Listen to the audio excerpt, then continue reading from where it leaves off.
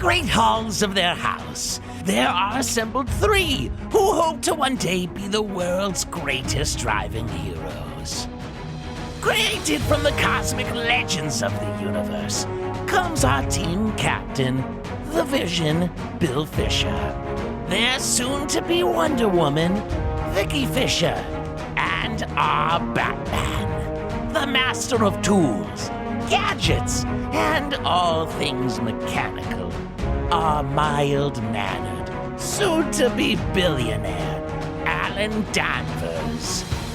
Their mission: to fight injustice, share what is right and wrong, to get you out of your house and come out racing with them and serve all mankind. They are the Garage Heroes in Training Team. Alrighty. Ding, ding, ding. All right. You guys ready? We're ready. Yes. Right. I just want to see how long you guys will sit there until I start. Anyway. Welcome to the Garage Heroes. Bill, you sound weird this week. Welcome to the Garage Heroes in Training podcast. I'm your host for this evening, Vicki Fisher. Who's with me? I'm Jennifer. I'm Alan. I'm Mud. Just don't call me late to dinner. I'm in the tub this evening. That's what I am. That's right. I'll be in the tub before this podcast is over. All right. You guys ready? Yep. Welcome to the Garage Heroes in Training podcast. I'm going to be your host for this episode, and my name is Bill. Who else is hosting? I'm Vicki. And I'm Jennifer. And that's it. No guests. We're doing our Racing 101. So Vicki, is it so you want to be a race car, or you want what is So you want a race car. So you want a race car. Okay. All right. I like that. You can want the race car, or you want a race car. All right. So grammar not required to be a race car driver, apparently. That's right. But we're going with it. Anyway. Okay. So last week we did an episode on how to build your race car. And Vicki's takeaway is Buy one. yes, don't build one. Just buy one. In case it wasn't clear. Already set up. I'm big fan of that. In case it wasn't clear. She just wanted to make sure we covered that for the Absolutely 18th time. Okay. Yep. Very well. So once you've bought your race car, or if you absolutely have to build your own race car, then there's some safety equipment involved with going out and doing wheel-to-wheel racing. Sometimes it varies depending on the series. Sometimes it depends on who is hosting it and what type of racing you're doing. But we're going to go with some generic things that we've seen and try to hit some important key points when finding these things out. So there is a system that holds the driver in the car. And probably the biggest key point for that system is Miss Vicki. It is your race seat. It is. It's kind of important. It is. The race seat. It number one, it's kind of tricky depending on everybody's size. So you have to get just basically the race seat that's going to snug, fit your group snug. And there's ways you can manipulate that. But also, and we're going to go over that later on, also is the seat belts. But you have to be part of the car. You can't have any wiggle room in it. Correct. Mm-hmm. So it's tricky with an endurance racing team because it's not like you only have to fit one driver or one size driver. And we vary fairly widely, and it's only getting wider, especially if Mia starts to race. Our team goes from about 5'6", 5'7", to about 6'2". We go from very sexy 5'7" females, because I don't want to sleep in the tub tonight, to 6'2" and in shape, to a 6 foot guy who's rather luxury. Luxury first. That's right. So You got luxury over here. Speaking as the luxury mammal that I am, it's difficult to find something that fits everyone. You have an option of having a slider for different heights, but the seat itself can be tricky trying to get it to accommodate everybody. So one thing that we've learned and we're going to be instituting this year is having seat inserts to kind of custom fit to everybody. So everybody's going to have their own little seat pad, and hopefully it will help everybody fit better into the cage and into the car seat and be a little more secure with their harnesses. Correct? Correct. Okay. I'm excited about that. Yes. In the ways before, you sometimes the seats come with extra padding, and that works. To a point. Yeah, to a point. It might be able to push you a little bit further. It might be able to push it aside. And also, when Bill had mentioned about sliders in your seat, some race series don't allow sliders. So you have to make an accommodation for that also. So, but like, again, it works up to a certain point but we're going to have to, because of the vastness of our ranges, we're going to have to do something a little bit different. Yep. Mm-hmm. We have to accommodate my luxuriness. Right. And what would that be? So we're going to go to a race shop that's a couple hours away. And Vicki and Jennifer are very similar in size. Jennifer, if anything, is a little tinier than Vicki, but it's pretty close. We're going to go there and we're going to find a seat with that. First off, it's got to fit in the car.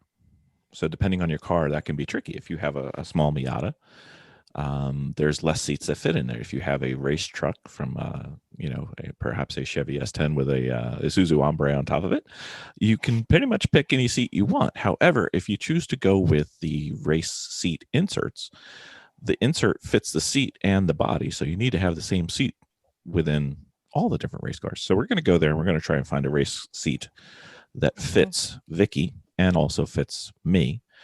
And then basically put the inserts in to accommodate and snuggle fit Miss Vicki and Miss Jennifer and get it so that they can do it. And on most of the race series that we go with, you can use a slider. Mm-hmm. Now, it's always safer not to have a slider, but if you're going to have a slider, you need to have, I believe it's the Sparco slider with double rail engagement, or you can use one from a Jeep, and we'll have the details on that in the podcast notes and on the webpage that we put together on GarageHeroesandTraining.com. So if you want more detail on seats, if you go back to Garage Heroes and Training episode number 149 with Joe Marco from HMS Motorsports, we went into this in very, very depth and detail. So what are the parts of the seat that must fit the driver, Miss Jen? Do you remember? The shoulder height and width. That's true. Very important, because you don't want to be sliding across, because after a couple hours in the track, if you've got to hold yourself up and keep yourself fixed, you actually wear yourself out. So that's a good one. Anything else? Yeah, you don't want any sliding around whatsoever. The other one would be the harness holes, the harness hole heights. What is that? Well, when you have the seat belt that's going to come through the holes, you want to make sure that they are not too high or too low, because if something should happen to you in an accident and those seat holes should be too low, then you will probably do some spinal damage. So you want to make sure that they are a proper height and they're properly secured at the same time. You want a certain angle between the holes and the shoulder. Mm-hmm. So you don't want to sit too low, but you also don't want to sit too high. Correct. So whenever you go to install your seat, but ideally you want to try it on, look at the geometry that's expected. And I think it's like 10 or 15 degrees max. So you want to have the shoulder height so that the harness is able to hold you as well as it can. Mm-hmm. Okay. It's not really complicated. You just want to make sure that everything fits properly. Especially if it's your first time, go get some help. Mm-hmm. And always try things on if you can. If you absolutely can't, then take a guess.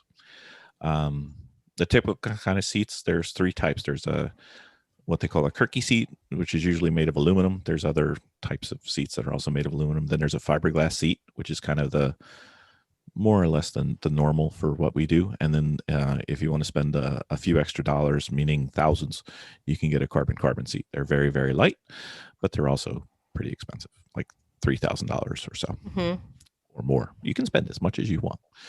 So Jennifer, we typically have had two different types of seats.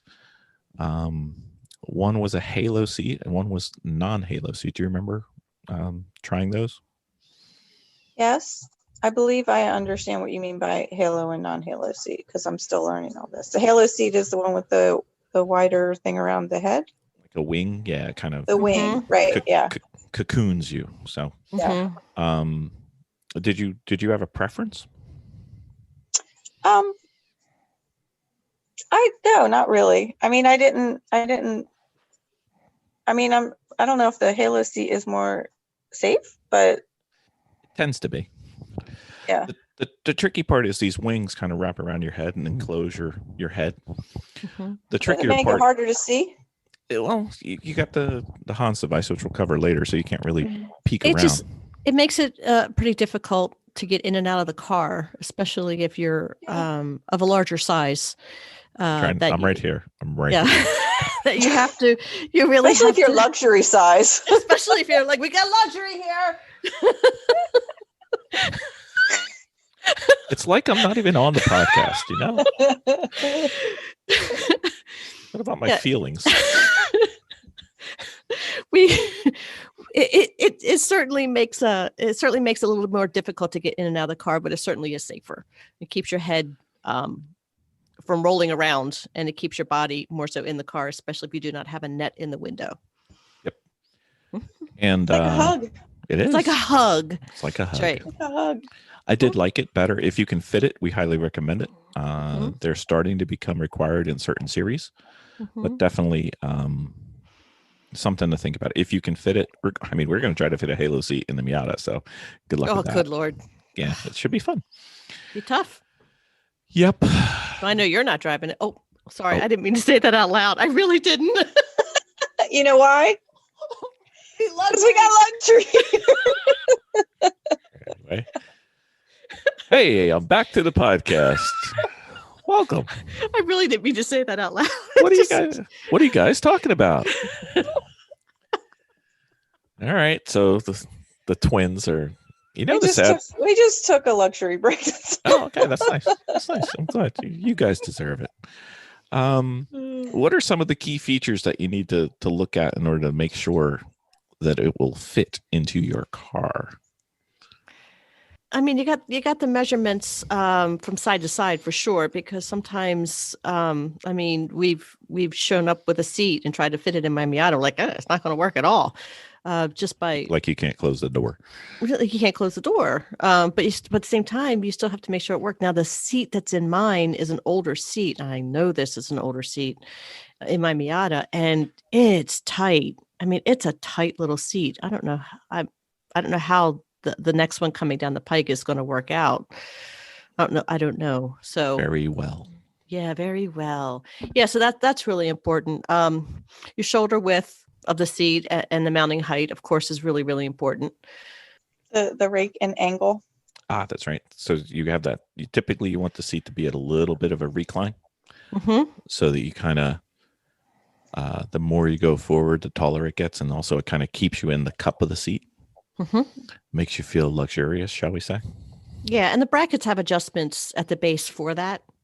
Some do. To allow that to happen. Well, I know the ones that we do have for sure. So you want to make sure that they're mounted properly. Right. And the brackets themselves, in addition to whether they're on a slide or not, they can mount to the bottom of the seat, which like in a BMW doesn't really matter because you got a lot of vertical height. But on a Miata where you don't have so much vertical height, you may want to look at something that mounts on the side. So if you're trying to fit something into a Miata and you've got a limited amount of space, any small car, really, we're just using Miata as an example, you're typically going to want to have a side mount with no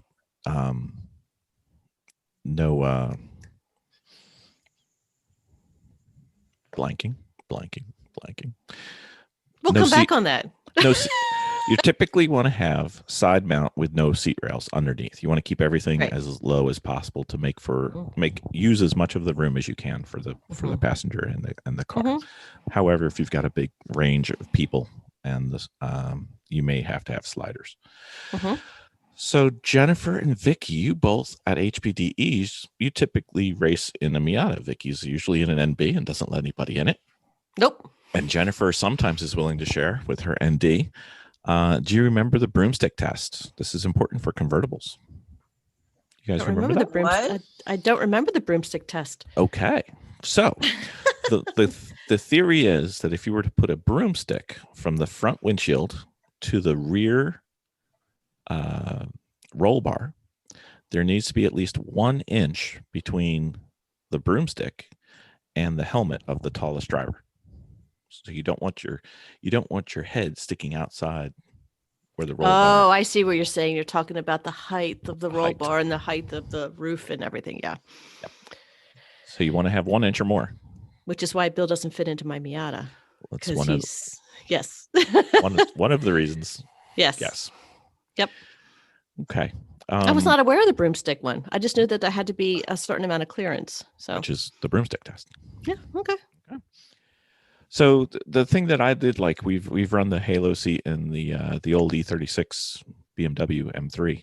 Well, it wasn't an M3; it was a 328. It did have a little bit less neck strain because the wings and the Halo seat held your head. So when you're going around turns, it kind of keeps you stable. So I found that to be better, especially for long stints. But getting in and out can be tricky, especially when you're luxurious or have a very large helmet, which I happen to have both. Thank you very much. You guys can stop laughing anytime now. Anyway, Bill's helmets are unicorn size. that's right. They're rare. Double XL. Thank you very much. There's a lot of brain to stuff into that All piece. that, because he's so smart. All that brain in one helmet. You need a lot of room. Unfortunately, I don't use much of it, but that's a different story. So you've got a couple choices. What are your choices when you have multiple drivers, specifically when you're racing endurance racing? You have 2 choices. You could cut your drivers in pieces to make them all the same size. Yep. That's the Well, number one choice. All right, but if you're unwilling to cut up your drivers into pieces and make them all the same size, do we have a fallback position, Miss Jen? No. Just kidding. Nope, that's it. All right, so cut everybody's legs off and yeah. No. Seat inserts and sliders. Yep. That's about the best you can do in terms of giving you the variability that you may be looking for. Yeah. So we've also seen, like in the spec series of the Miatas, we've actually seen them lower the floors by 2 inches to accommodate larger and taller individuals that race in those cars. Yep. But for the series that we're talking about right now, that's not something that you need to worry about. I'm sure that the car you will be bringing in is probably and hopefully something that will be like in your grandmother's or mother's driveway, and she's just done with it, and that's yeah. Or you should buy somebody else's car. Or buy somebody else's car. Way to go. That'd be a great idea. That'd be a great idea. Yes. You know what you can do, though, is go to a race, find people who are racing your car that you're looking at, and go see if you fit. And then you'll know what seat's in there. And you can do the exact same thing. You don't have to reinvent the wheel. People are very, very accommodating at the races. They would be, you can walk up to any paddock at the races and any paddock would be happy to help you. Yep, absolutely. I agree. So once you buy your seat, you're good forever. You just use it forever and ever. Nope. That's not how it works. Seats have a lifespan for safety purposes. They do check them. They usually have a 5-year lifespan. What happens if they're over 5 years? Well, they have to be retired, or they just kind of go into just something like a practice car or something. Or you can always use them for HPDEs. If you're concerned Yes. about the certification, you can sell them to people who just use them for HPDEs. Or sometimes you can use them with an external back support.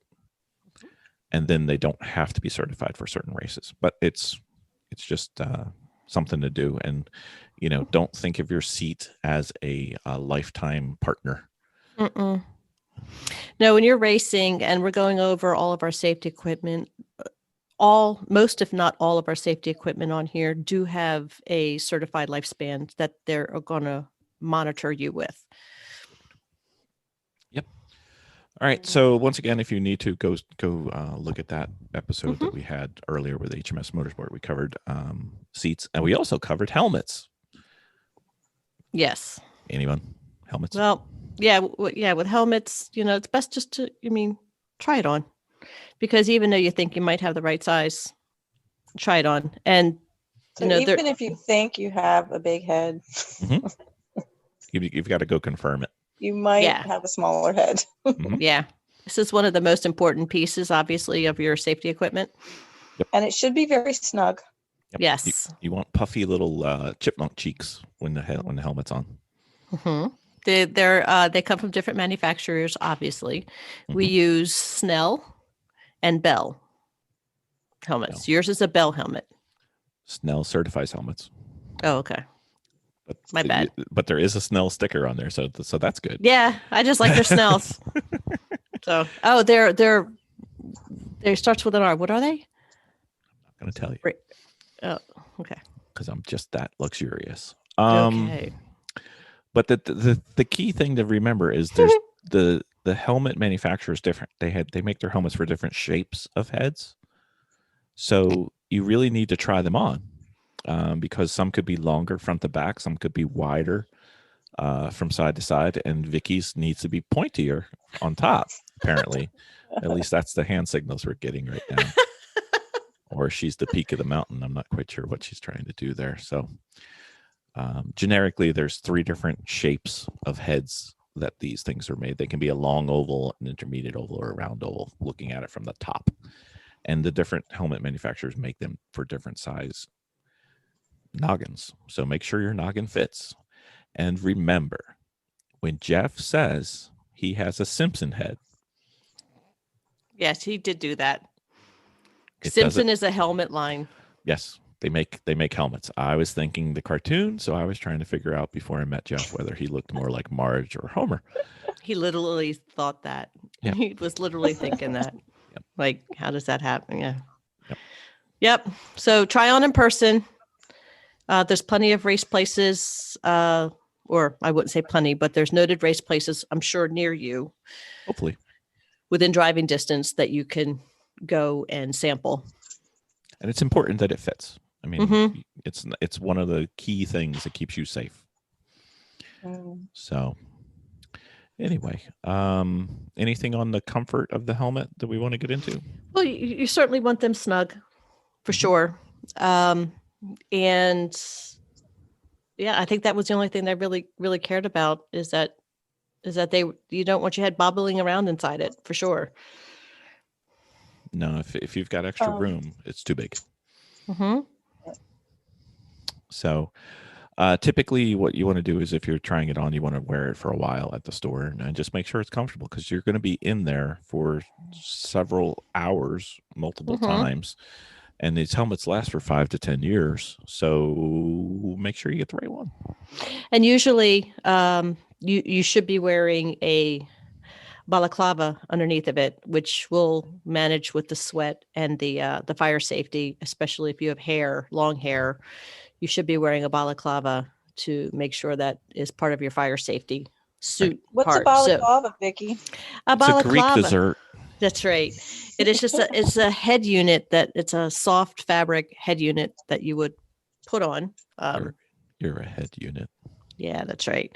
Not a unit, but just a fabric that you would put over your face. Has eyes available for you to eye openings. You wear that. It keeps the sweat down. Also keeps the makeup off of, if you happen to be wearing makeup that day. It keeps that off of your helmet lining. Also, that also helps. Yep. So you have to be wearing that also to make sure that it fits comfortably. And if you're at a racing event, it usually requires that your helmet be certified and not expired. So recently, correct. It does have a lifespan. Right. So recently, the 2010 helmets are expired. Usually, they're good for 10 years after certification. So 2010s are no longer good for most of the racing series we have. And they just came out with the 2020. So you're going to look at a 2015 and save a little money, or a 2020 and it'll last another 5 extra years. So it's usually worth getting the 2020. Get the newest one you can. All of ours are 2015s, just in case you guys are keeping score at home. What about your helmet? Once you buy your helmet, you've got it for 10 years, no problem. Everything's great, right? No, it's a trick question. Trick question. What do you mean? No, it's not great. Why? What could happen? Because I have no idea where we are in the dock. I'm sorry. I don't know either. I mean, what are we talking about? I'm like, wait a minute. I know I should be saying something. Hey, Bill, what happens if you drop your helmet? Where are we in this? Their helmets, the last 2 bullets, but hey, don't worry about it. What if you drop your helmet? Oh, yeah. Oh, I see where we're at. Okay. So, Vicki. Yes, we'll be editing that part out. Or not. Sorry, It depends on how much fun I am. So lost. So, Vicki, once you buy your helmet, you're good forever until it expires, right? No. I mean, you have to be careful about how you manage your helmet, for sure. I mean, they do come in bags that if you're going to be carrying them around, you store them in the bag, number one, anytime you're traveling with them. It's like a little sock. And that protects the visor, number one. There could be significant damage if you drop your helmet from 2 to 3 feet, to it. So you certainly don't want to be sloppy with your helmet. Don't use it as a doorstop or no. a wheel chuck for your car. No. We've seen that. Not a good plan. That's right. And if there's any cracks, it has to be replaced, obviously, immediately. So, I mean, you want to take care of your helmet. Your helmet's your baby. So we have friends of ours, when they're at the track, and we'll go over this in our paddock section, that they have places where for us, we have a table within our car trailer. The car trailer is where we suit up, and the paddock area is where we keep the garage. Usually we'll rent a garage. So we'll have a table out there where everybody will line up their helmets. You just don't kick them around. You just don't drop them. Don't leave them on top of the car. You just go put them away properly so they're safe until you use them again. And if you have a big crash, you need to get a new one. Obviously. Just get a new one. Yep. One time use only. Yep. Absolutely. Got to protect that melon. Mm-hmm. Okay. The next few. Oh. Yes. Oh, I want to go also into the helmets. One thing we haven't discussed about that is that the helmets do not come with radios. Okay, but there are ways on the internet where you can insert a radio system, which I have speakers and plugs. They have speakers that'll fit in there, and the way you cut it, so you can actually buy the microphone and the ear speakers that will fit inside there, and there's ways that you can manipulate it to within the folds and the foam inside to make that happen. So look into that also. Yep, and there's other ways to do it, which we'll cover in the later section, which we didn't get to yet. Okay. So those are kind of 2 things you almost always have to have on the track. These next things, depending on what you're doing, you may or may not need to. Suppose that you're in a racing series where you need a fire suit. What are we talking about there? Well, you can get a used one or you can get a new one, but they generally new ones cost quite a bit of money. But it's a big investment. It is. So, but it's important. It is very important, because if your car catches on fire, you really need that. Yeah, the fire. You don't want to catch on fire, right? The fire suit is not going to let you sit there and sit in a fire, obviously, but it will give you time. It will give you enough time to get out of the car. Yes, it's usually rated in terms of how many seconds it will protect you from getting, I think it's a 3rd-degree burn, but it might be a 2nd-degree burn, but I think it's 3rd. So that's kind of. And there's 2, right? And typically with the series, there's the SF5. Yep. And then the SF3. SF3.2A Yes. /5, 3, or 1. Mm-hmm. We always buy 5 so we don't have to wear underwear. And then there's also FIA who certifies things. Right. So they're They have to be certified for most series. Right. Don't. This is not where you save your money. No. Right. And they'll check. Oh yeah, for sure. Absolutely. And they also expire. Mm-hmm. So there's 3 levels, and Jennifer mentioned that you can buy used suits. We've got a few places where you can get old NASCAR suits as long as you fit. It's easier if you're in shape and relatively, normal size. It's a little bit harder to be luxurious, but they're available, and there's a very good suits. Those are like $3,000, $4,000, $5,000 suits on sale for $500 or $600. So great things as long as you like, whatever sponsor they have. So that's always good. But there's 3 generic ranges of suits, 3 grades, kind of say. Do you remember those grades? There's the entry grade, Correct. mid grade, and High end. higher grade. Yep. So your entry grade is usually going to be like a cloth type suit. It's going to be heavy. It's going to be generously proportioned or loosely fitting. And with the composition, it's going to be something that can absorb water. And on a hot race weekend, it can get to be very heavy. Uncomfortable. Yeah. Very heavy. Yeah. So if you can, we would recommend you get the mid-grade suit. What's the difference? What does the mid-grade suit offer? Do you remember? Well, number So one, it is a bit lighter. True. There's more. It's has more colors. There's a little bit more fashion to it. It's got a little bit of a better cut to fit you a little bit better. It's got a better fit and finish. It's got some features on it too, and they make it a little more flexible. It kind of moves with you a little better. Like the if you buy a mid-grade glove, it's already got the little your fingers already bent. It's not like they're sitting out straight. So right, and stuff like a fully floating arm for fit and flexibility. Right. A standard cuff and a boot cuff available too. What are those? The standard cuff is where it looks like a normal pair of pants, and it's got a elastic around around your ankle. It's gathered around your ankle.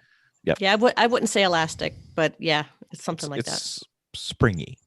Right. And then there's a boot cuff, which it looks more like pants, and then a standard cuff is just kind of grasps around your ankle because you don't want flames going up your pants. It's generally not highly thought of. Yeah, and with these, you'll be wearing things that are under it. Sometimes. Sometimes, and those items that you wear under it must be cotton. So or flame proof as well. Yeah, or flame proof, but you can't wear your spandex pants. For ladies who are racing, spandex pants underneath the race suits are a bad idea. No nylon. No nylons or polyesters, because at certain heat levels they will melt, and as your suit might heat up, that stuff will start to break down underneath. Cotton is the way to go. And it doesn't come off your skin once it melts. Correct. So that's a bad day. So, and then as with all sports and as with all vacations, there are the high end where you can spend as much as you want. Yep. They get That's lighter. not us. No. You can get custom designed, printed suits. You can do anything you want. Basically, if you have a budget, they will come up with a way for you to spend for it. So if you really want to get into it and really want a nice fitted suit, they will make it to fit you perfectly. Don't eat dessert though. And again, some of those used ones, you can get some really nice higher end. You can ones. Yep. The NASCAR ones sometimes show up on the internet all the time. Race Image is the website that we go to a lot. Yeah, Bill has a race suit that says Smithfield Bacon, which is awesome. It's just the bacon suit. Incredible. This luxuriness does not. Oh, they come. also we also didn't talk about the fact that they come in one pieces or they come in two pieces. They do. Oh, yeah, that's right. Yes, the Smithfield Bacon is a two piece, which sometimes works really well for So that's a jacket and luxury pants. guys. Oh, stop! I'm right here.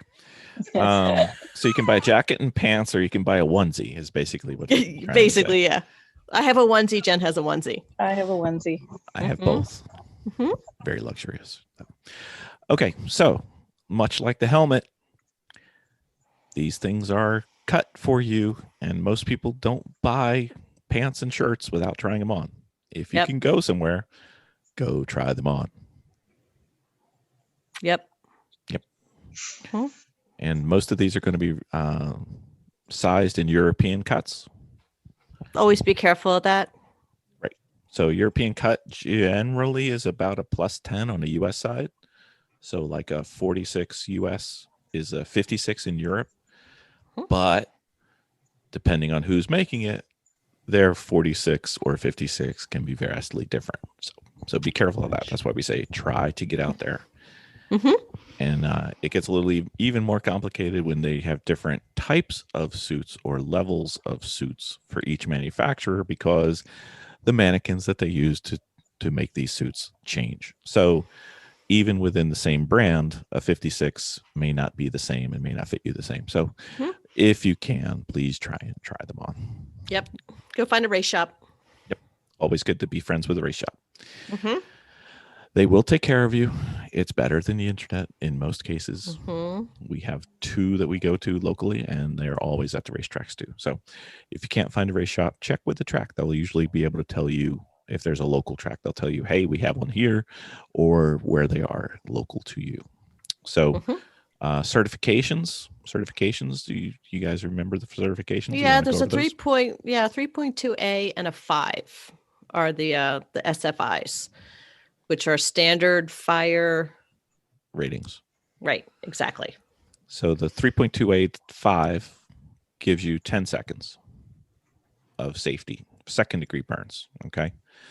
Now you can make that go up if you wear underwear beneath it, but with the series that we run, you can wear that suit without any underwear. So if you're into commando race cars, this is where you go. Mm-hmm. Okay. They also sell a /3 and a /1. They have less protection and less time that they protect you. And for the series that we do, you have to wear fireproof underwear, long johns, and shirts underneath it. It's just easier to start with a 5, and if you're cold, put on the underwear, because it's when it's 90 degrees outside and 100. It is hot. It is hot in the race car. Yes. So, but there is something for that. So we can talk on that at the end of this. there is. We didn't talk about that, but we will. So we just always buy the 3.2A/5s because we think it's easier. We also have underwear with us all the time, and if we're cold, which has never happened except once, we just go with cotton underwear and then our race suit and go out there and give it a go.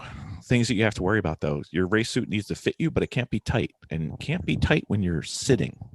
It doesn't really matter what it looks like when you're walking, because you're never walking when you're driving. It's got to be loose when it's sitting, because if it's too tight, it actually affects the fire rating.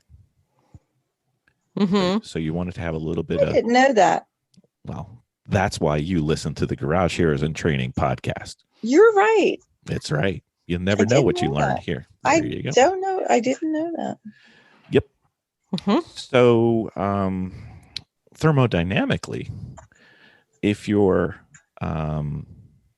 wearing a liner underneath your racing suit and you do sweat, the water will form a gas if it gets hot, and you'll turn your suit and your underlayer into essentially a thermos, and it will keep the heat off of you for a short period of time. So you want a little bit of room in there. See, this is why Bill wears the big helmet. It is. That's right. Okay. So He's full of them. So what's next on Bill is a Piñata? The Hans. Hans. Head and No. neck Yep. restraining devices, generically called Hans, which is a brand, like Xerox is a brand. Hans is a brand. There's several different brands, several different manufacturers. Any thoughts on the Hans devices? You guys are only really familiar with two that I know of. Well, I do know that there are sleeker ones that sit on your shoulder. I do know the ones that come down all the way to your chest. Hybrid. Yeah. Yeah, that's called a hybrid. And there's the only two that I do know of. Yep. We only have the ones that sit on the shoulders, though, right? Yes. But there's several different kinds and several different attachments for those to your helmet. So the tricky part is these devices, they typically have a hook that attaches the device to your helmet. And on there's like a lanyard or some type of fabric, and it keeps your head from spinning too much or going forward or backwards. So that's what they're trying to protect and augment your neck. So the problem is, especially in endurance racing, you almost always have to have the same device if you're going to share them amongst the team, because the pins and the way they attach to the helmets are different. So you can't switch back and forth as quickly as you can if you all wear the same type of device. So easiest thing to do is have them all be the same. If you're an endurance race team and you have 4 drivers, you want to have the driver coming out not have to take it off and give it to the next driver. So you need at least 2. Right. So we have 4 so that we can go 2 cars, 2 each. And then when we have guest drivers, they can bring their own Hans device if they don't have the same style. Correct. Okay. Anything else with those? No, I think you covered it, Bill. The one that goes, well. the ones that goes on the shoulder is useful because it's designed to be used with 3-point seatbelts, like in a normal car. The Hans devices that we use are all designed for the 5 points or the 6 points, which means there's 2 shoulder belts going over your shoulders, and the shoulder belt goes over the Hans device. So it basically creates a one piece between you and the seat and your neck. Yes. And keeps you locked in. So, all right, Miss Vicki, one of the things that's near and dear to your heart. Gloves. True gloves. Gloves. Yeah, gloves. the gloves are fun because they come in wild lines and wild colors and fun designs. But again, for those, they're also fire safety, same, SFI 3.2 and SFI 5. So, but yeah, you want them, obviously, they're going to come up all the way past your wrist and they're going to fit underneath your suit. Or over your suit. So, yeah. And you just want the same comfort. You want them snug and they're going to do the job. The one thing we have found or unable to find is if you're racing in the rain or the cold, we have not come across anything that will solve the problem of keeping your hands warm and dry. So, because typically your windows are open. Correct. When you race in the cold weather. So that's going to be something that is always going to be a constant battle with your gloves.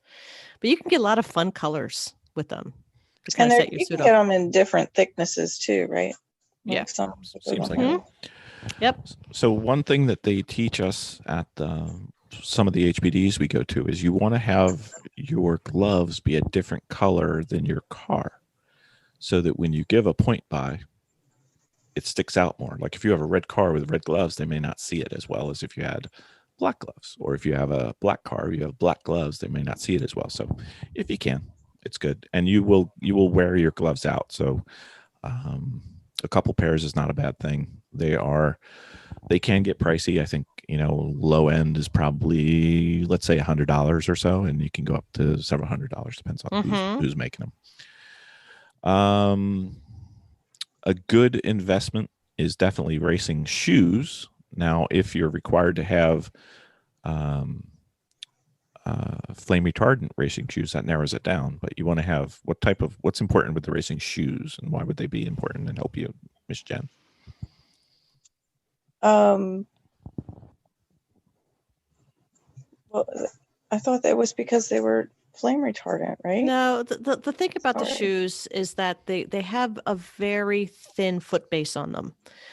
So, I mean, that's just the natural of the boot itself. So you're going to get more feeling and more flexibility on your gas and your pedals. So that's why the race shoes that we have are the style that they are. So it's not something you're going to want to run around a lot in your race shoes, because you're just going to wear out that the sole of your shoe. It is that thin. And they're not comfortable on They're- concrete. Yeah, you do feel everything with them.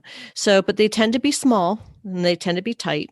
And that's fine. Just make sure you size them correctly. And so we have learned that if they are wet, do not throw them in the dryer because they will fall apart. Don't ask me how I know. Yes, the interior kind of fell apart. It's kind of cork. I think it's got like a cork inside. It's the adhesives that doesn't handle it. So. Yeah. Same ratings as SFI ratings. So you probably are going to see SFI 2.3/3 is typical, because you're going to typically wear Nomex socks or some type of fire retardant socks underneath. So you can wear a /3. If you can get a /5, we highly recommend it. Think about where the fire is most likely going to be coming from. In the cars that we drive, the engine's in the front.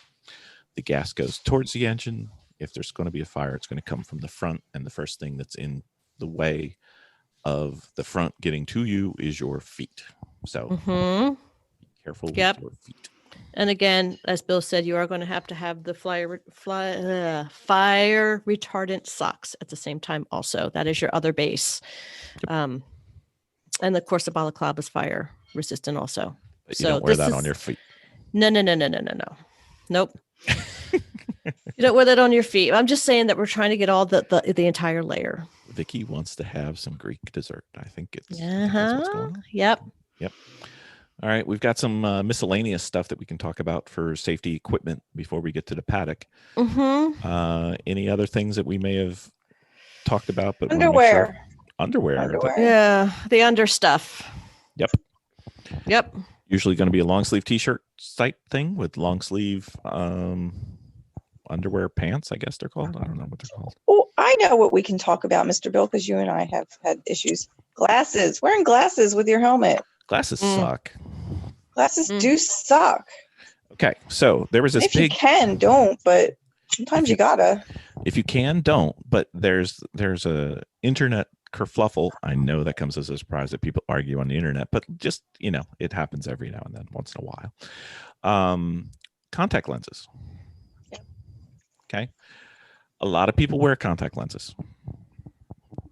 And actually, I just went to the eye doctor, and I didn't get them this time, but we discussed getting them specifically for just racing, because I don't generally like to wear them, but I find it's really hard to wear glasses with the helmets because they have to be so snug. So, but it's something that will probably be in my future anyway.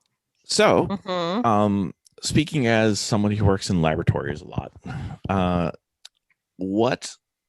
let's picture this. You're hopefully never going to have this happen, but you're in a car that's on fire, and with the fire comes heat, and with the heat comes various chemicals that you're going to have vapors of, and with the heat you can literally melt your contact lenses onto your eyes.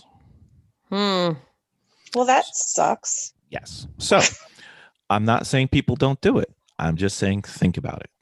If that happens, you're not going to like the outcome. In a laboratory environment, you're not allowed to wear contact lenses when dealing with chemicals. So what I would recommend, and this is strictly Bill, get a pair of, if you have to wear your eyeglasses to see and drive, that's one thing. If you do, get a pair of glasses that have the straight frames on the earpieces so they can go straight back and they don't have to hook around your ears. And then try to find something that will keep your lenses from fogging up. That's the biggest hassle. And then they've got to be able to fit within your racing helmet. So that can be tricky, especially on a foggy or rainy day, as Jennifer and I both know. Yep. Okay. What else do we have? Ear protection. Yes. Miss Jennifer is slightly. This is important for Jen. Jennifer's coming from the track complaining about the noise level for her. And our cars aren't And it's better. loud. It's better. it's better, but I know, like, when I first started racing, it was very, very bothersome for me, only because I was trying to focus on so many things at one time. And then it was, of course, there's no windows, and it's all very, very loud. So yeah, I mean, there was a lot of input. Mm-hmm. And And it was just one more thing. So Bill worked with me to try and come up with some ways to kind of block some of it out. And you have to be able to hear what's going on around you, but trying to block some of it out was helpful. It's better now, but yeah. And our cars aren't typically loud. There are cars out there that are much, much, much, much louder than ours. We tend to keep our cars on the quiet side, that's not the reason they're slow. The reason they're slow is because we're driving them. But there's no reason for your car to be super crazy loud. However, some of the cars out on the racetrack are super crazy loud. So we did, for Jennifer, we found a couple things. There's some earplugs that you can wear, which are great. But she found that she wanted to have the ability to communicate. So instead of having the speakers in her helmet, we got her a set of custom moldable earbuds that are fairly soundproof and are molded to her ear. So I think those have been working the best for you, right? Yeah. Mm-hmm. And like I said, it's been much better for me anyway. Like, I think it was just something I kind of needed to get used to. But in the beginning, it was really. But everybody's different. Yep. Yeah, you have to. There's a lot of inputs that are going on at the same time. So this way, it's just a lot easier to concentrate. And some people aren't bothered by noise, but some people are just pretty sensitive to it. Plus, it interrupts Jennifer with that, her own personal race scene going on in her head. I remember the one time she got out of the car, breaking her concentration. Remember, she got out of the car saying, "That car sounds just like Jim, and I'm tired of it." Anything else that we may need to cover? You know what? Yeah, I would highly recommend getting for your car a panoramic or a wide angle mirror for your rearview mirror, because it lets you see things coming from all sides. Mm-hmm. Yes, that is really, really important. Yes. Yep. You don't want to have any blind spots. So there's a couple things with mirrors. So if you picture a normal car has a rearview mirror kind of mounted in the center of the car. It's probably about 12 or 14 inches wide. And then usually your car has two side mirrors. Okay. Let's start with that as the base. The advantage of getting a larger mirror, they have two types. There's a wink mirror, which is several mirrors that goes all the way across the width of your car. And each one is angled so you can see entirely behind you. Not our favorite type because it's not a continuous picture, but we have used them. And then there's like I think it's a 15 or an 18-inch curved mirror, which gives you a bigger angle or field of view so you can see more around it. And that can be put right where the normal center mirror is. Or if you've taken that off and you have the ability, you can actually mount it where the passenger seat is, because you don't really need to see your head. You know where your head is. You want to see behind you. And if you put it off to the right-hand side, you can see almost from wing to wing behind you using just that one mirror. And including your rear view mirrors at the same time. But sometimes your rear view mirrors get popped off. So side mirrors. Your side mirrors. Yeah, I'm sorry. Your side mirrors, they occasionally get popped off. And it has happened. So having that wide angle is good. And usually they're pretty standard when they come into the race stores. When you're shopping online, you'll be able to get an idea. I mean, whether that's where you go for it or not. We use a Longacre in all our cars. We like the curved mirror. It's about 18 inches. We get the biggest one that we can, and we put it off to the right-hand side. And it works well. Yeah. What other safety stuff can we put in the car after we buy it or build it? So you have to have your fire extinguishers. You have to have them inside the paddock. You have to have, or like in the hot pit area, and you have to have them inside your car also. So you have to have several of them. In the for the car comes a fire suppression system with the tank inside, obviously. And with that, what is that? Just in case people aren't familiar. oh, the fire suppression. Yes. Okay, that's what I'm going to get into. Okay, so the fire suppression is a tubing that runs throughout your car that is wound through. It goes from the fire extinguisher. Fire extinguisher bottle. Yeah. Correct. And that fire extinguisher bottle is mounted to the floor of your car. And you have 2 brackets that are in there that will come with the fire suppression kit. After that, there are 2 attachments from the fire extinguisher. One that will wind through your car. Actually 3, right? One that will wind through your car. Depends on the system, but usually the ones we use, there's 2 lines. Right. There's 2 lines. One goes to the cabin and one goes to the engine. Correct.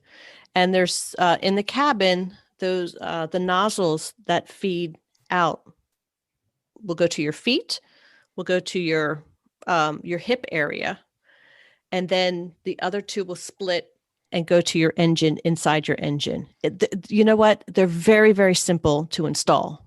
More simple than you think they are. So I know it sounds complicated, but with great instructions in the box. Correct.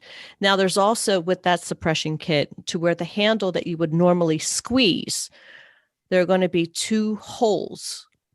And with that, there's going to be a secondary line that's going to go to a bracket that is going to be mounted on the outside of your car. It's almost like through the frame.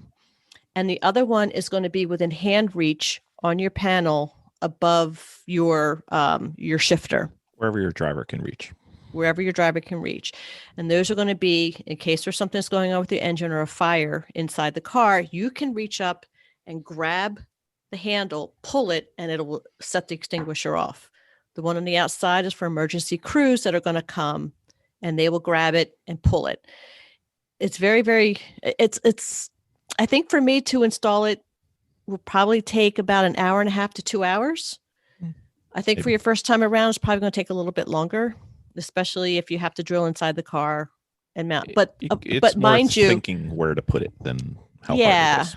Yeah, exactly. That's really not complicated to do it.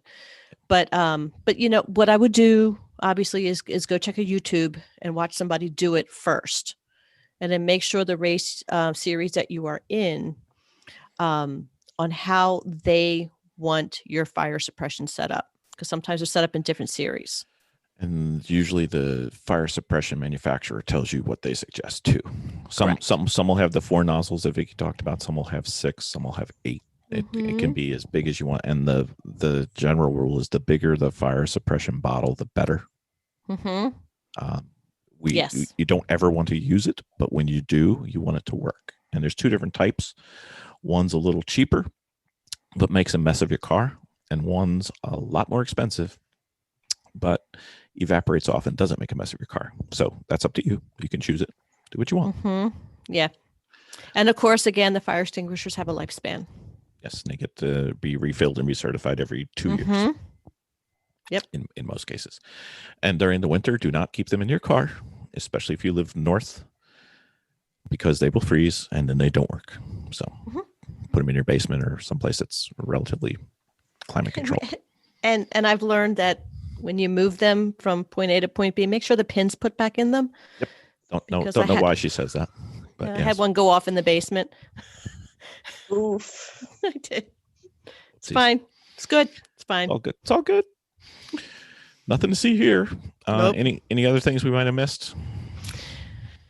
The e-stop switch is important to put in your car, and it is a I guess it's a battery control.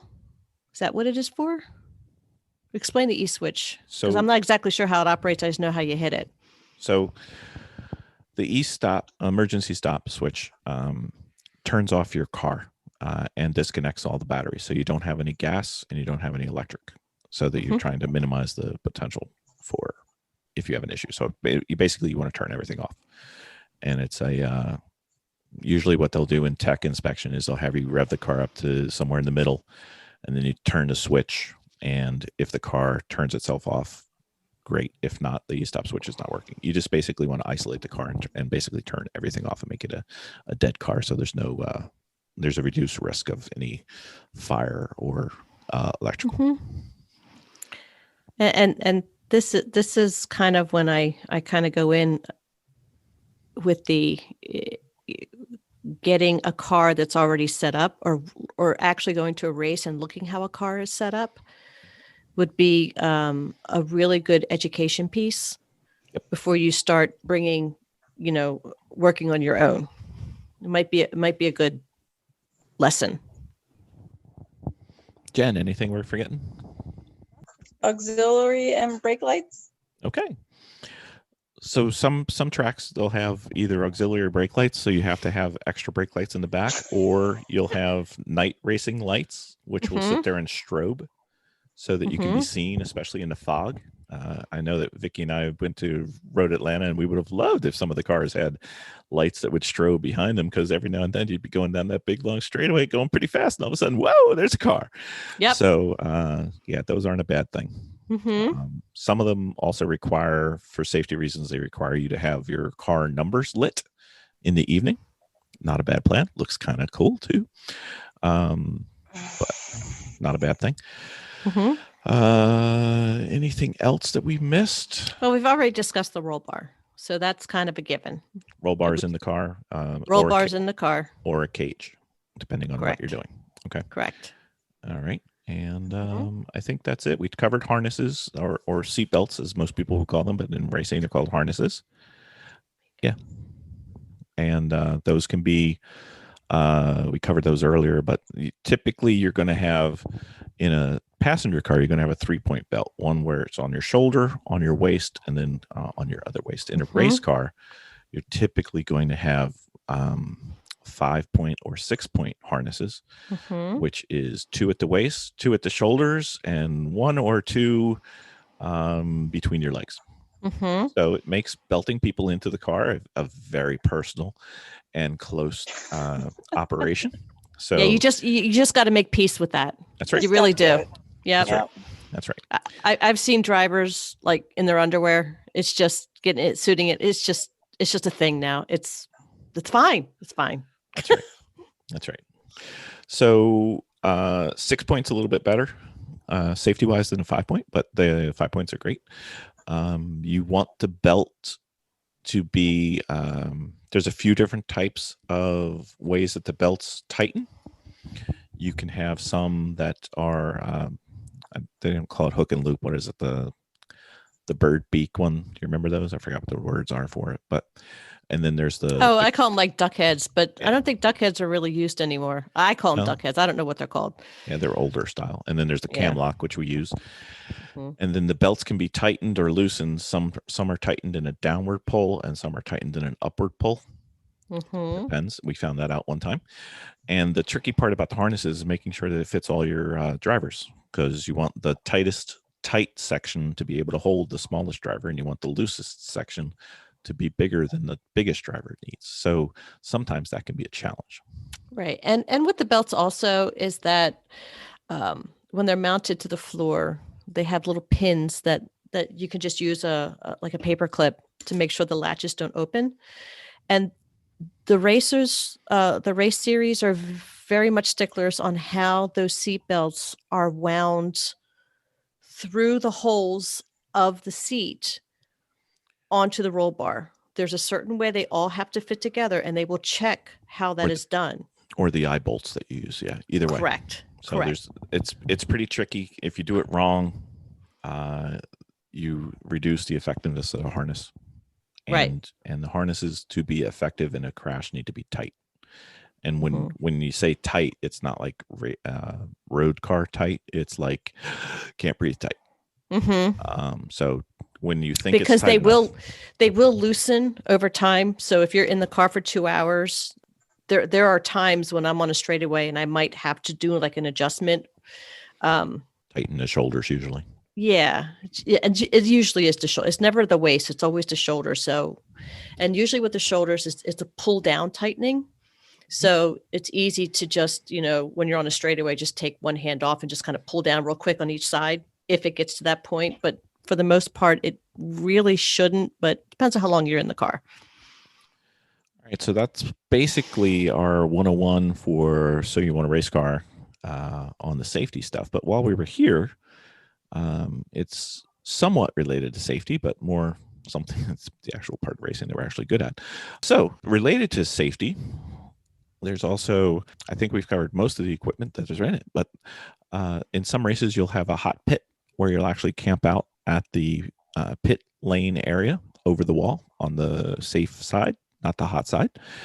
And in some tracks, you'll go back and forth to the hot pit and be ready to do your pit stops. So what do you guys recommend for a hot pit setup? Let's pretend we're there. So we're going to start off with our series that we're in, which is the Lemon series, which they are so strict on safety because there's so many newbies that are in there, and it's a great place to start. Where they do not have you sitting in the hot pit area. You are only there to visit, to do what you need to do, and then get out of the hot pit. There's no camping. There's a lot of people at a Lemons race, so nobody could fully accommodate sitting in the hot pit area and camping out. So what they're going to require you to do, it's a minimum of 3 people. You will have your gas cans. You can we usually carry them up in a Wagon. with a wagon. So we usually carry about 3 gas cans up with us, and we'll go over gas cans in the paddock setup. But you're going to also have to have your Fire extinguisher. Exactly. And you're going to have a tray that's going to go underneath where the gas is going to be in case there's any spill over. One person. Because gas will dissolve asphalt. Oh, yep.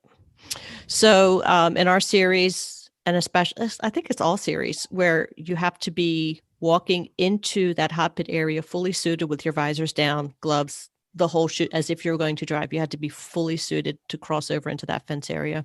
What if the fire marshal says it's fine to have your No, don't listen to fire marshal. Listen to your race series, because they're the ones that are trying to keep you safe.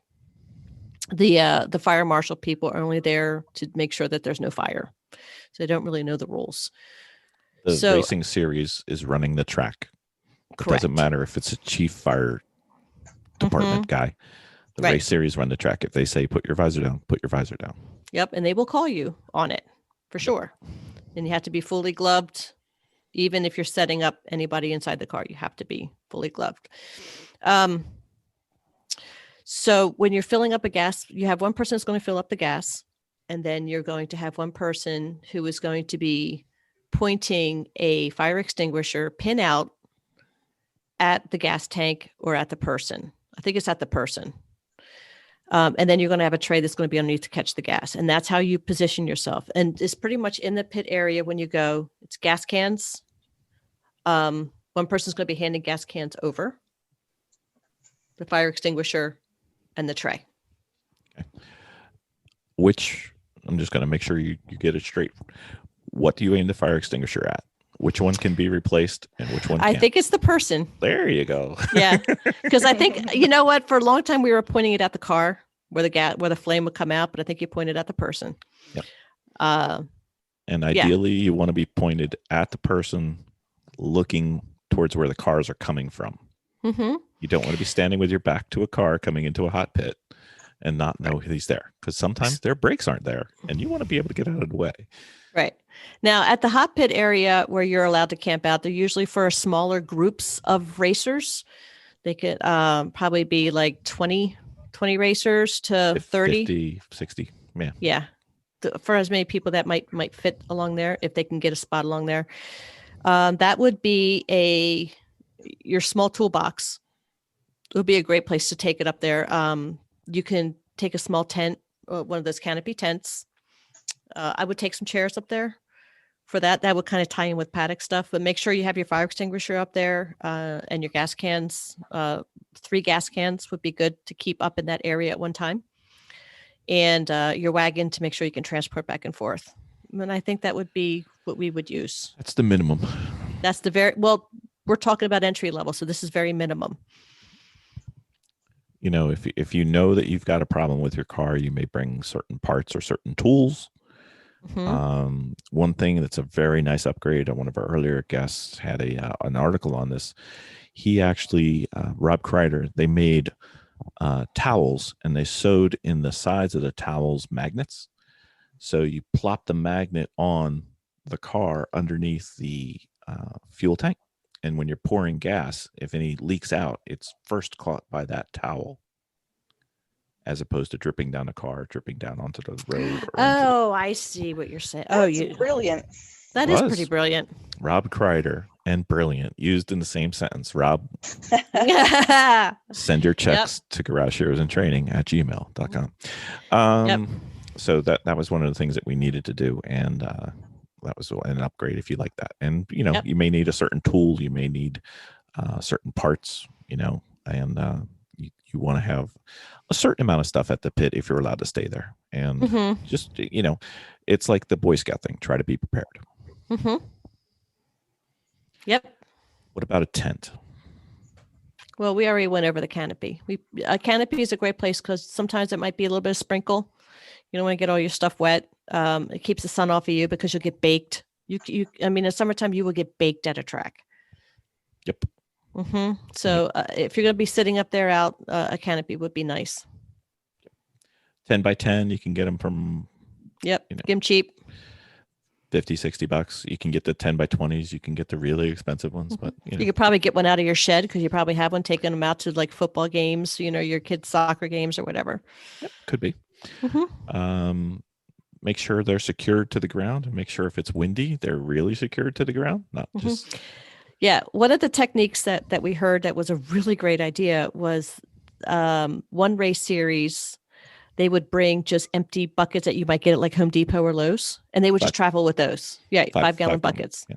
And what they would do is to weight them down is they would fill them with water, and they would tie the canopy to that in case there's a windstorm. And these things can literally sail if there's a windstorm. So just so you know, but that was a nice way because it kept your car trailer light. They were easy to pack. You can put stuff in them when you're packing. And they did the job of doing the weight without adding extra weight to your car trailer, or your trucks, however you're going to be transporting, because transporting all the stuff for races does get very, very heavy. Yeah, it does get heavy, and it's easier if you can take them empty and then fill them there. Yeah, and then you just toss them back in your truck and put whatever you need into them and just take up less room. Yep. So as you get more into it, you'll bring more and more stuff. It just happens. It just happens. So yep. It is what it is. Did we miss anything, Miss Jen? Or I think we're good. Okay. And that's how we're going to start off with safety and hot pit. So you want to be a race car 101. Segment 2. First one, build your own car. Right, Vic? Yep. No, don't build your own car. If you can buy, I'm a firm believer in that. Okay. We bought our first 2 cars, actually. So actually 3 cars. We bought our first 3 cars. So it's not a bad. We had no idea what we were going to be doing. I mean, unless you're very, very savvy with cars. Very savvy with building cars. Then it's the fastest way to get involved and to know that if this is going to be for you or not. And the biggest thing to do is just start. Don't make it harder. Yeah. If you can, buy a car. It makes it easier. You just go out there and try it. You'll have a great time. Even Jennifer likes it. Yeah. So much fun. So I guess that's it for this episode. Yes. All right. Yes. So if you guys have any questions, let us know. You can send us an email at garageheroesandtraining@gmail.com.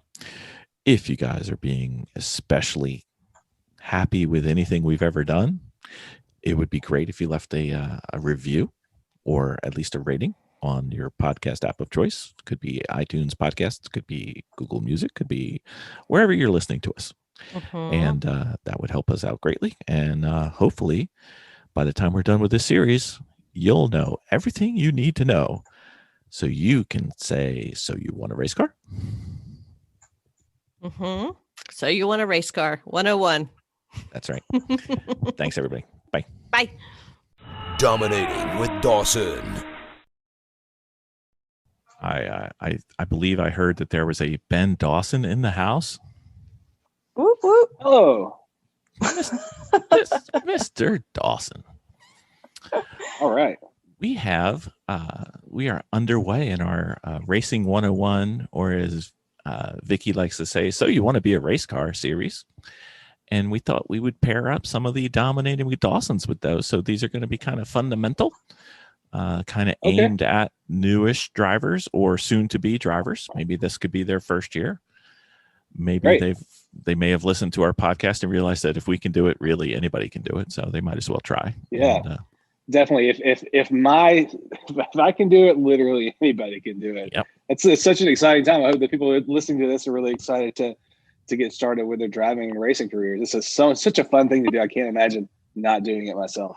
I know. The biggest regret that I see is people being concerned about starting, concerned about, not knowing what they need to know. So we're going to do something about what they need to know. Yeah, that's great. There's a lot of perceived barriers that we can easily smash right now. Like, we'll know how quickly they can get into this stuff if they want to. Yeah, I think from a high level, none of the barriers really matter. So just skip them. But let's talk about one of them. Right. There's this whole getting on the track and getting off the track procedure and processes that, we just kind of do it. But I'm sure can be intimidating, or you can worry about, and there's no reason to worry about it. I mean, if you just go there and talk to somebody, they'll explain it to you. And then you'll ask them again because they'll use jargon that you won't know what they're talking about. But let's pretend that we're going out on a track for the first time. And there's this concept of gridding where you can grid up. Right. It could be in the paddock area or it could be on the pit lane. What do they mean typically by gridding? In my experience, some of the first times you'll hear that term at the track, or when your group is getting called, you might hear, the green group come to grid. So at least the first couple of times I was at the track, I heard that and didn't know where the grid was or what that meant to do. But that means to go line up, to go get in a line, usually too wide, right next to the track. Sometimes it's on a cold pit road or next to a hot pit road. But they'll usually or it might be just a staged up area inside the paddock or the pit that they'll put everybody in. But if you're not sure where something is, you can always ask an official with whatever group you're with, whether it's a race series or a DE group. Right. So I think it varies track to track and really series to series, or whoever's holding the event. They all have their different ways of doing it. Jennifer, when we went to our last HPDE at New Jersey, can you describe what the gridding was? It was kind of different than what I'm used to. Honestly, but I have to remember which. It was like 4 or 5 lanes, and the lanes got called. Oh yeah. So it generally, I think a lot of the times they had like groups that were kind of facing each other, and they went out. But this was more like, you're right. There was more like lanes. It was almost like a grocery store. Exactly. Yeah. And they just kind of like fed you out onto the track by your lane. Right. But a lot of times the other ones we went to, they were you were facing each other, and then they just kind of alternated and pulled out. Yeah. So it really depends. Yeah. That sounds like staging lanes at like a drag strip or like land speed racing event or something like that, where they sort of pick a car out of long lines. Like, you're next. So gridding. But in general, yeah, you're talking about what gridding is in general. It's just staging up for your next run. So just like you would for a straight line run or a road course run, it's where the cars that are going to hit the track next get together, whether it's one at a time or rolling off as a big group. Kind of getting called out one at a time. And they have cones where the cars are. They don't like it when you hit the cones. When you hit the cones. You really don't like it when you take it with you. They really don't like it when you run over the cones. But they're little cones, right? So they're hard to see. It's true. I've murdered a few cones in my time. I think the whole purpose in gridding is you've got people going around the track, the group before you, and then they're getting off the track. That could be in the pit lane or into the paddock, and they want to keep the group separate so you don't have a whole bunch of crossing people. So they grid somewhere, and then they let you out after the other group's coming off or as the group's coming off, just so you don't have intersections or potential for cross traffic. I think that's the whole purpose in gridding. It's nothing complicated. It's just trying to stage it so you can get onto the track with the least amount of issues. Well, they have to keep at things least- going, I think, because if I mean the schedule's so tight, you get like 15 minutes on the track after, you know, you go to class in the DEs. So, you know, they have to have the next group ready to go, because if there's any lag time, then it just like pushes the whole day back. So There's also some things you can do when you're gridding, just depending on how you feel about the group that you're with. There have been times kind of early on in my career doing DEs where maybe I was at a course I didn't know very well. So if I was in the intermediate or the advanced group, they all pulled out. I might not have wanted to be the first person in line. Like I would try to go out last a couple of times just to watch how other drivers drove the track before I tried to get out, just somewhere toward the front of the group. But there are also times where, you're within your DE group and you're the fastest one, and you feel like everybody else is holding you up. So you hear the first call for your group, you're already sitting there at the gate ready to go onto the grid because you want to get out first. So there'll be times where you might want to try to be the first person out or the last person out here, or maybe it may not matter, but there are ways you can do it. You can always kind of hang back and then just roll into the gridding area as the last cars are kind of getting up to the flag person, just so everybody's clear that you're not, that you're trying to go last. There might be a reason to go last. There might be plenty of reasons to go first. I've done both. So one thing that the NASA Great Lakes region does is they break the groups down because they have different drills. So they'll break you down into a high horsepower group and a low horsepower group. And they'll send the high horsepower group of cars out in front of the low horsepower group of cars so that they don't have to pass a lot. And then they'll also break it down into like 2s and 3s and 4s for the purposes of the drill. So you'll have like little subgroups within your groups.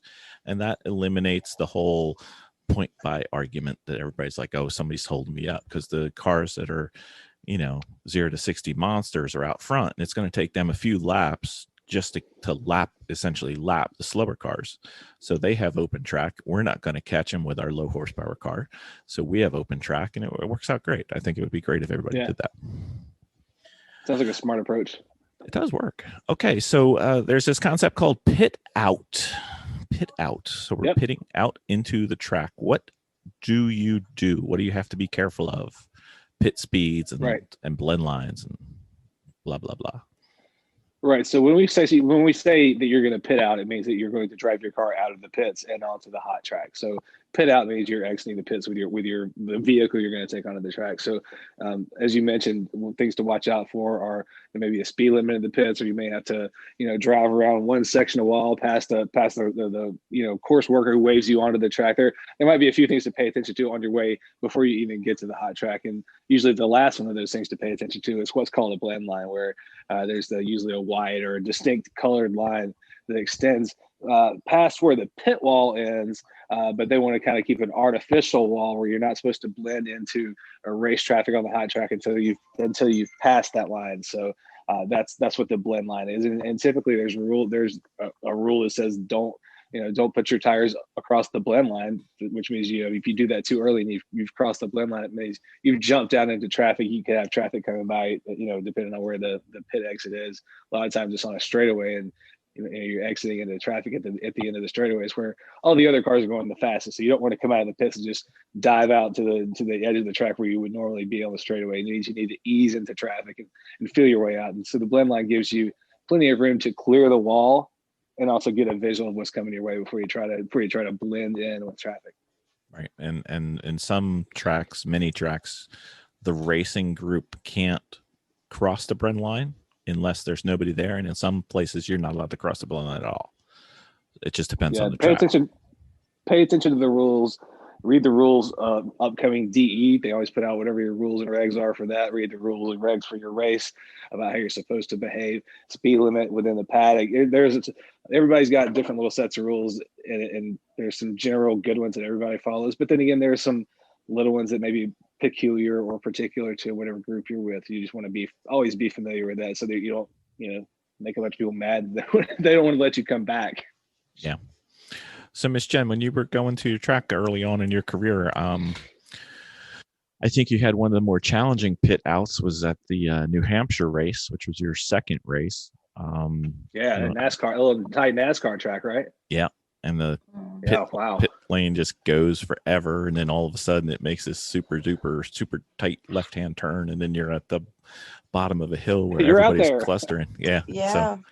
So Not pit a out. fan of that track. No, I can imagine. I can imagine you wouldn't be. No. So, any difficulties with the pit out besides it's just For me, Yeah. I mean, generally, no. There, I just don't. I mean, there's a couple of things about that track I really don't like. I just kind of feel like it's blind it can be. coming out. Yeah. Yeah. And That's it's a got a tough one. really sharp turn right at the end. So Yeah. So, what about pit in? When we're going to pit in, Miss Jen, what do you do when you pit in? You put your hand out. What do you mean you put your hand out? You put your hand out the window. Put your hand in With- the air with like your you don't fist. care? That's right. With the big fist, you keep your fingers down, put your fist up, and you And let that them know means? that means you're going in, Going into the pit in going into the pit. lane? Yep. But if everybody's going in, you don't need to do it, right? Everybody knows they're going in. You don't need to do it, right? I do it every I'm time. asking a trick question there. Yes, you Oh, do it you all are. the time, every time. Yeah. And I mean, if I've got a free hand during a race, I'll do it in a race just to also help somebody not run over the back of my car. It's a polite thing to do, but also it's a safety measure, traffic safety measure to let people know, to indicate that, hey, I'm about to part ways with traffic and I'm going to be going into the direction of the pit. So it lets people behind you know, all right, maybe I'm not going to try to race this guy around the side where the pit entrance is, or hopefully they won't. If they see that, they know, okay, this is not a position thing. This person's about to pull into the pits and out of competition for a few minutes. Right. And just like there's a pit out line, there's also a pit in line. And you either need to be in the lane before that line or you go around again.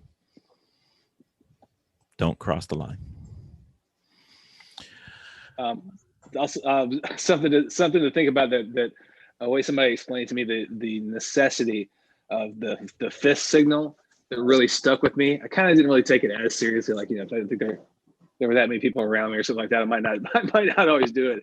But some grizzled track vet kind of early on explained to me that you have to do it every time, because you never know when there's that guy in the Viper who's coming 165 miles an hour down the straightaway and didn't see any kind of checkered flag or any kind of black flag or anything like that you would be pitting for. So you just have to always assume there's some dude in the Viper who is just high on speed and not seeing any flags, who is just going to run all through your truck if you don't stick that fist out. So just always assume that guy is out there. Yeah, you can't over communicate on the track, I think is a good plan. Right. All right. Definitely. What about traveling through the paddock? Are there rules to traveling in the paddock? Are there things you should do and things you shouldn't do? Of course there is. You better go slow. Go slow. Slow is Right. good. Go slow. I mean, who do we bring to the you're track taped with to the us top lot of a times? car with a bullhorn saying you suck at driving. That's true. You could be. You could be. That's funny. I've seen a lemons judge at a race who went out and drove somebody's car. I've seen a lemons judge have to strap himself to the car and do it. Wow. That was pretty That's fun. awesome. That's awesome. Dave Montoya. How slow is slow? Isn't it like Well, 5 or typically 10 they'll miles have per hour?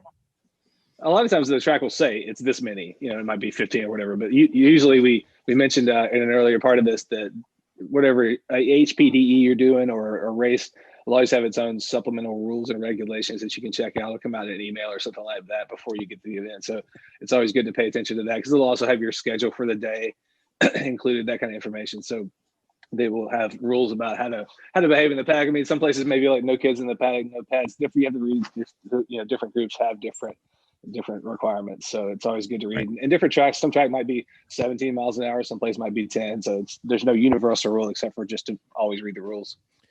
So generically, I would say that the paddock speed is like first gear. Walking speed is what you should be doing. You and should be not a going lot. faster than people who walk. Yeah. Right. And the hard part is you're coming off a track doing triple digits. Yep. It may feel like you're going slow, but you could be doing 40.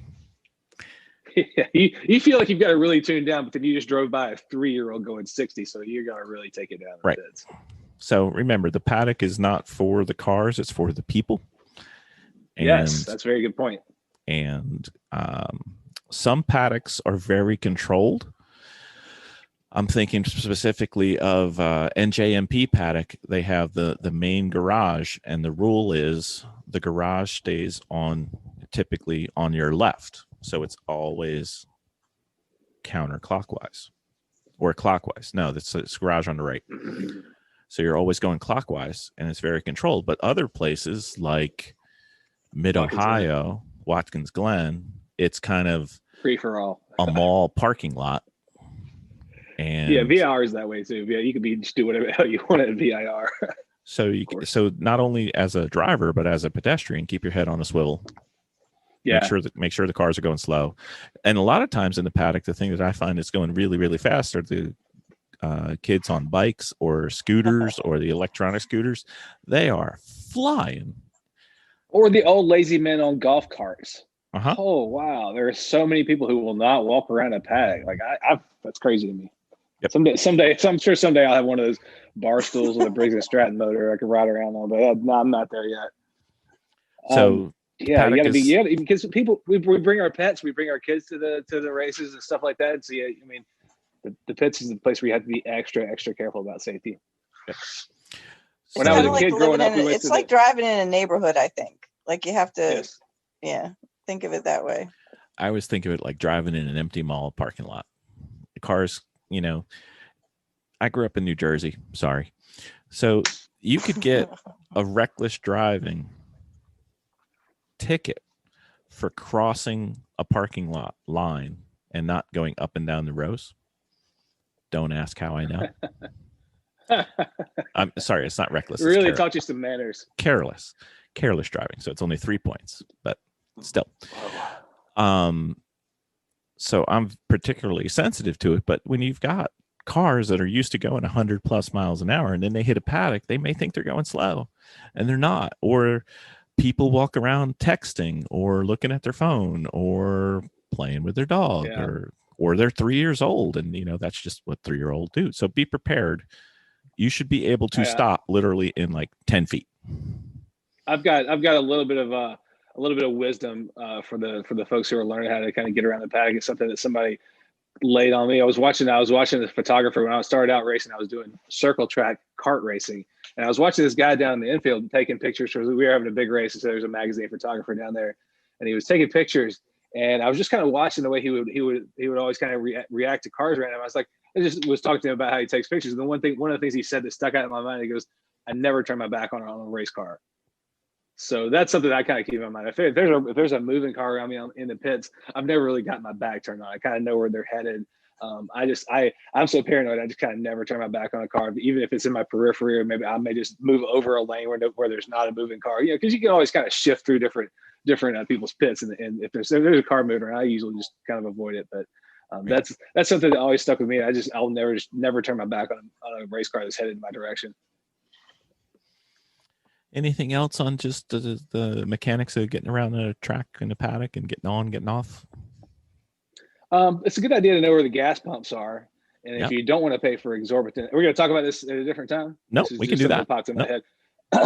I would, you can bring your own gas in jugs. Well, I mean, it depends on your track regulations, but most places you could bring your own gas, but be prepared to have a plan for when you're going to fill up your vehicle in between sessions and stuff like that. So you can pay extra money to get your, extra convenience price gas at the track. Or it's a good idea. I always like to, just know where the closest gas station is to the track if I'm going to go out and get my own gas. But something to think about. Another logistical thing of getting around at the track while you're also trying to squeeze in your high performance driving sessions. Yep. There's usually gas pumps, and the prices are usually not what you want to see, but they're right there. But I mean, if you're in a hurry and you got to get out on the track in 5 minutes, you might pay for 5 gallons of that gas. Absolutely. All right. That should pretty much get everybody ready to get out on the track. We'll talk about the rest of it later. Right. Thank you.